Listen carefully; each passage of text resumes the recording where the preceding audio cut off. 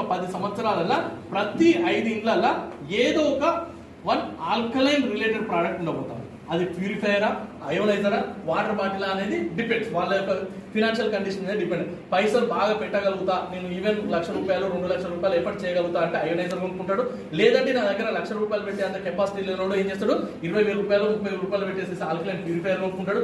లేదు నేను అంతా కూడా స్పెండ్ చేయలేను అని చెప్పేసి అనుకున్న వాళ్ళు ఏం చేస్తారు, ఈ ఆల్కలైన్ వాటర్ బాటిల్. అంటే వాళ్ళ యొక్క ఫినాన్షియల్ కండిషన్ బట్టేసేసి, వాళ్ళ యొక్క స్థితిగతులను బట్టేసేసి ఏదో ఒక ఆల్కలైన్ రిలేటెడ్ ప్రోడక్ట్ అయితే ఖచ్చితంగా చేంజ్ అవుతారట 2034 కల్లా. ఇవాళ మనం ఎట్లయితే కిన్లీ, బిస్లరీ, టాటా లేకపోతే ఆక్వాఫినా ఎట్లయితే వాటర్ బాటిల్ చూస్తా ఉన్నామో, మినరల్ వాటర్ బాటిల్ చూస్తా ఉన్నామో, రాబోయే ఒక 10 సంవత్సరాల తర్వాత అంటే 2034 కల్లా ఇదే ప్లేస్ లో ఏమైతే ఆల్కలైన్ వాటర్ బాటిల్ కనిపిస్తా ఉంటాయి. ఆల్రెడీ కొన్ని కంపెనీలు ఆల్రెడీ మార్కెట్కి ఇంట్రొడ్యూస్ అయిపోయాయి. ఇప్పుడు నేను రీసెంట్లీ నానిగాంధీ సినిమా మన సరిపోదా శనివారం చూద్దాం అని చెప్పేసి పీవీఆర్ పోయినా, వరంగల్ పీవీఆర్ పోతే ఆఫ్టర్నూన్ అంటే మన